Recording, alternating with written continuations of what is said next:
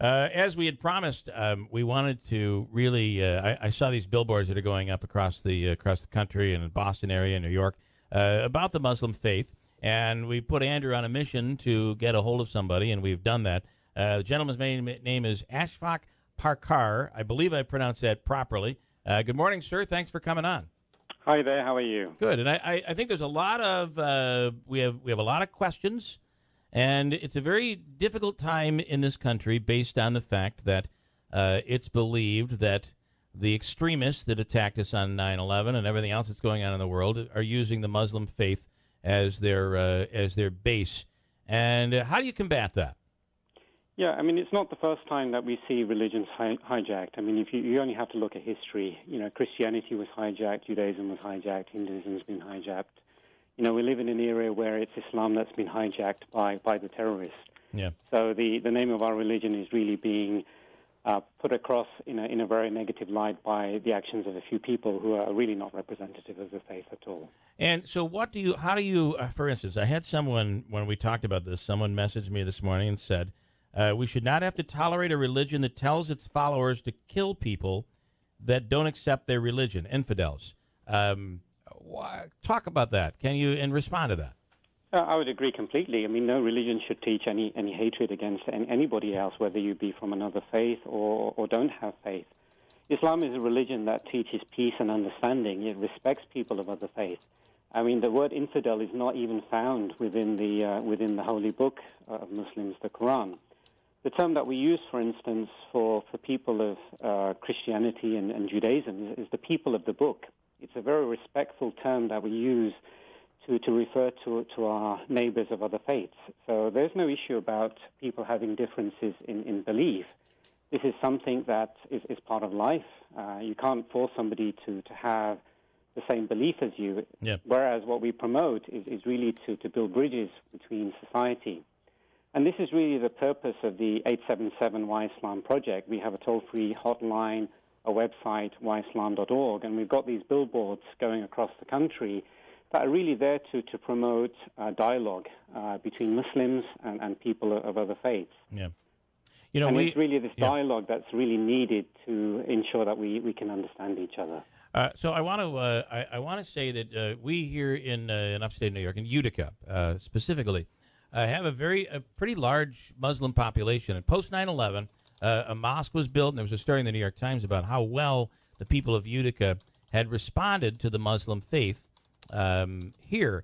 But it's thought, and I'm just going to be, I think we need to be honest, it's thought that maybe the reason is because we're talking about Muslims who are Bosnian, and they look just like regular, everyday, mainstream Americans, whereas other Muslims, maybe that come from the Middle East, that don't have the same attire and look different. Does that play a role, you think? Potentially can. I mean, it's human nature that people tend to stereotype. Yeah. That's part of human nature. But, the beauty of our country in America is really we're a country that's built on immigration. We're a country that's diverse. America is the most diverse country in the whole of the world. And, it's this diversity that really makes America so special. And we have to break aside these stereotypes and really learn to understand each other, whether you're black, whether you're white, whether you are, whatever color you are, whatever country you're from, whatever religion you are. This is the part of diversity that really makes America special. And it's this that we have to understand. And, whether you are from a religion, a country, a color, these are not things that should make us discriminate against one another. Instead, and the Quran is the same in terms of the American philosophy. It uses the words, we have created you into nations and tribes. This is what the Quran said. We've created you into nations and tribes so that you may know one another, not that you may despise one another.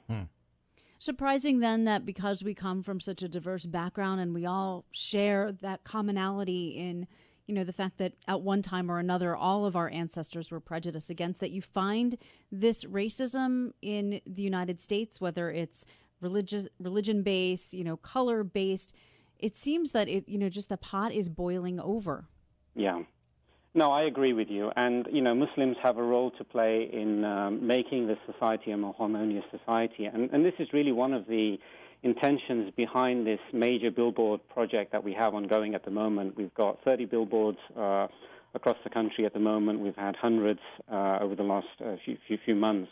And the objective is really, as our fellow non-Muslim colleagues tell us, Muslims are a minority in this country. We're very few in number. And whenever you are a minority, it's much more difficult for you to become known for who you are, what your beliefs are, what your tenets are, what your values are. We share many of the same values as the mainstream American society. We're at Katrina, we're at homeless shelters, we're helping those in need.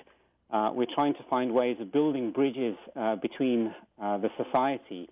And, our fellow non-Muslims tell us, because we're a minority, we need to do a lot more to ensure that we are visible and that we represent our faith. Because if we don't make the efforts to represent our faith, then others are going to represent it and misrepresent it for us. And that's really why we've got this 877 toll-free Islam hotline. Anyone can call if they've got any questions about Islam, anything they want to talk about. They want to request a free copy of the Quran, just call 877 Islam, and somebody will be there 24 hours a day, 7 days a week. It's staffed in English and in Spanish, just to give people access to information. And many people tell us that, many people have perceptions about Islam, but they haven't had the opportunity to access the primary sources, whether it be a copy of the holy book, the Quran. So this is something that we offer for free. And if people have built up certain impressions about the faith based on hearsay, they've got the opportunity to really get a copy of the Quran, read it for themselves, and see what it has to say, and make their own opinion. And speaking of the Quran, it's very interesting when you really research it, you find that there are many similarities to the Christian Bible. Yes, absolutely. And a lot of stories. Some of the stories have maybe there are some factual things that are a little different, but for the most part, they talk about the same stories. So.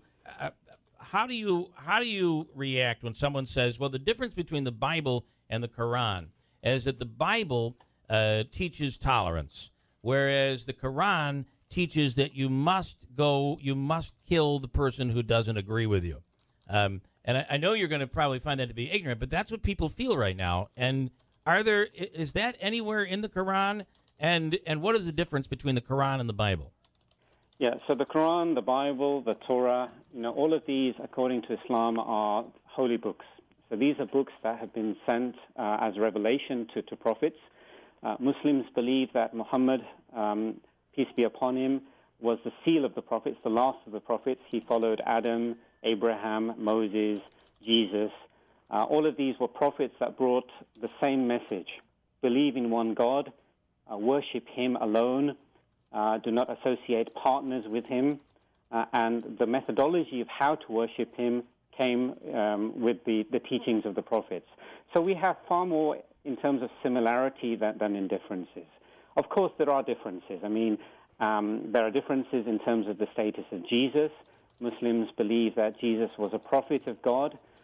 He's a very respected and one of the major prophets that brought the Injil, which is the holy book, and his teachings, we believe, were that believe in one God, do not associate partners with him. Muslims don't believe that Jesus was God, but believe that he was a creation of God sent to bring his message. So there are differences there. Well, that's similar and there's nothing wrong with having differences, but we need to live and work and be together in a harmonious society. If you're Jewish, you do not believe that that Jesus was the Savior. You don't believe that. You believe in Jesus, but you don't necessarily believe the way Christians believe. Yeah, and Muslims have no issue in terms of people having other beliefs. We're not forcing anybody to become a Muslim, and history really tells us this. You have to look at the last 1,400 years of history, and we've got so many periods of peaceful coexistence between Christianity, Judaism, Islam. Spain is a prime example of that, where the communities were really living in so much peace. I think the problem that we're facing today is that people, by their nature, tend to see the events of the last decade and forget the historical context of the centuries that have preceded that. Right. And that's just human nature. You remember things that are more recent. And yes, of course, there have been issues over the last few years with people in the name of Islam doing things in terms of horrific terrorist acts that we absolutely condemn.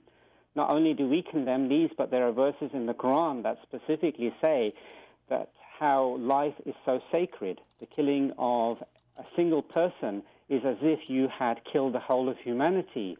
The saving of a single life is as if you had saved the whole of humanity. This is how sacred Islam regards the sanctity of life.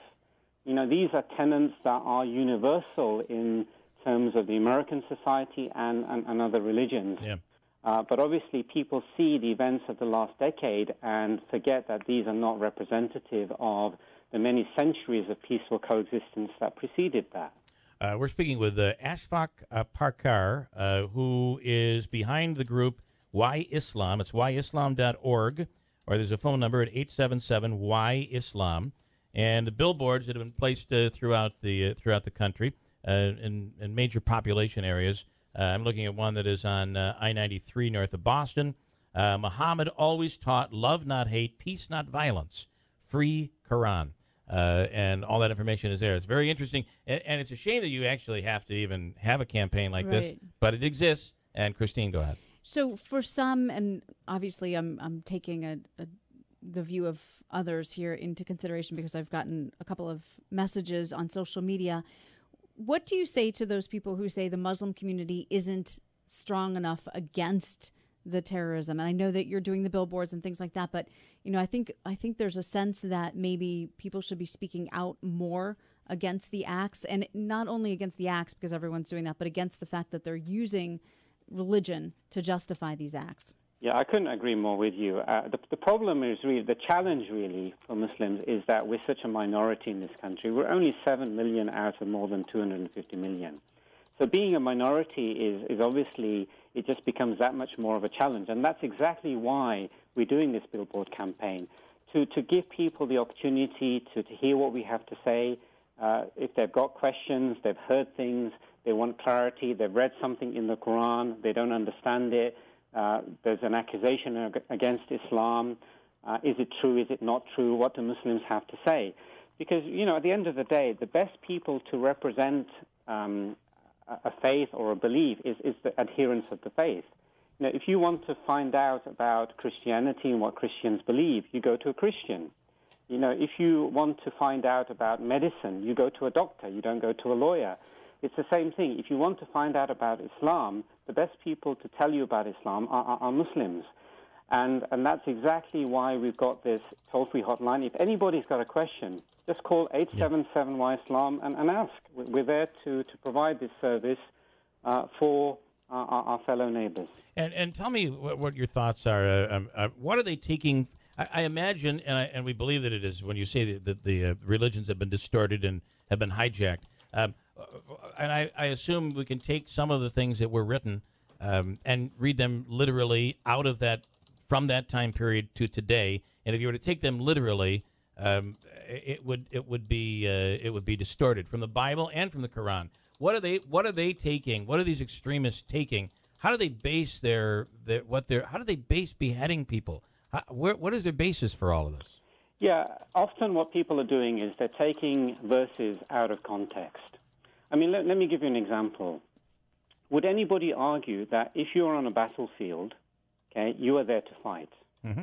You are there to fight and, struggle and, kill your opponents. This is a general concept of war. If you're on a battlefield, this has got nothing to do with Islam.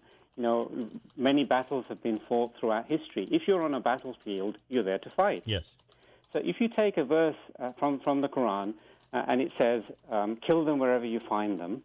Okay? If you take that verse without reading the lines before and the lines after, okay, and you take that in isolation and you say, my religion teaches me to kill, you've got a misrepresentation. Yeah.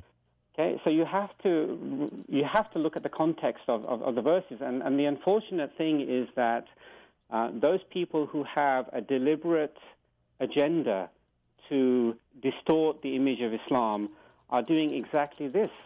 They're doing exactly this. They're taking the verses from the Quran and taking them out of context. Right, right.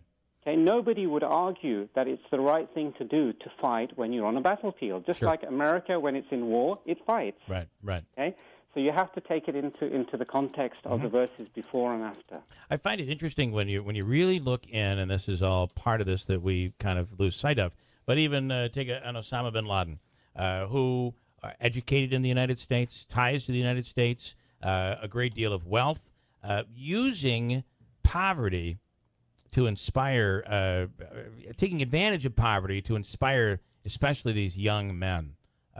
Talk about that. And that seems to be how this whole movement has been built. Yeah. So those people who have an agenda can use any religion to promote their agenda.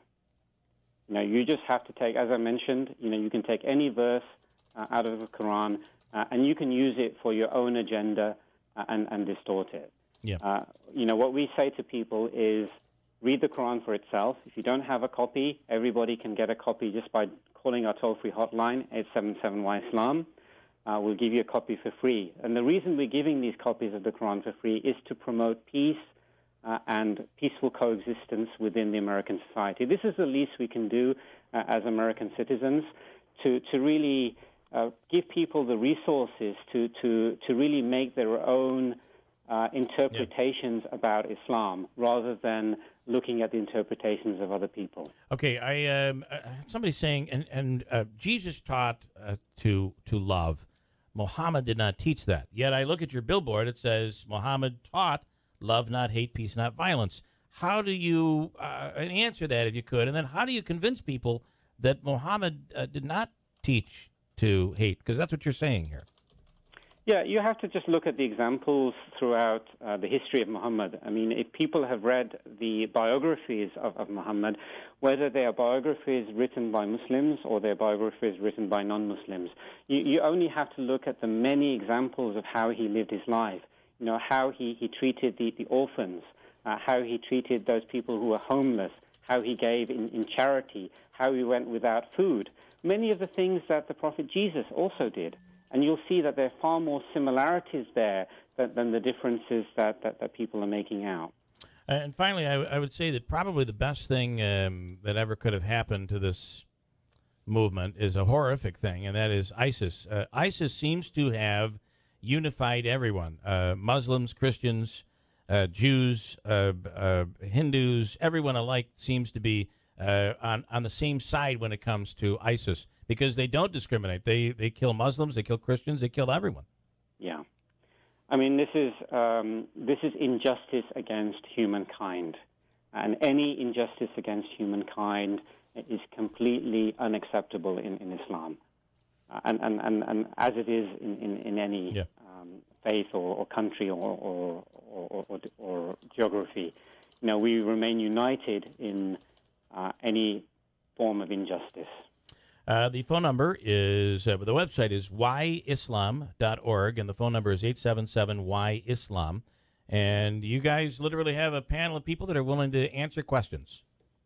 Great. Thank you for the opportunity to talk with you, and really appreciate it. All right. Well, thanks so much. We appreciate it. Ashfaq Parkar, thank you so much. Did we learn anything there? I think it was pretty interesting. It was pretty interesting. I dug in a lot, and you can really learn a lot about the similarities between and where the religions came from. But at the same time, when you go to like YouTube, you'll find someone on there that is completely contesting it, whether they're Christian or whether they're Muslim. It's very confusing. The only way you'd really know is if you really took the time to read the Quran, right? Mm-hmm. You'd have to read it. We'll take a break, talk more about it coming up. Hold on tight. 7360186.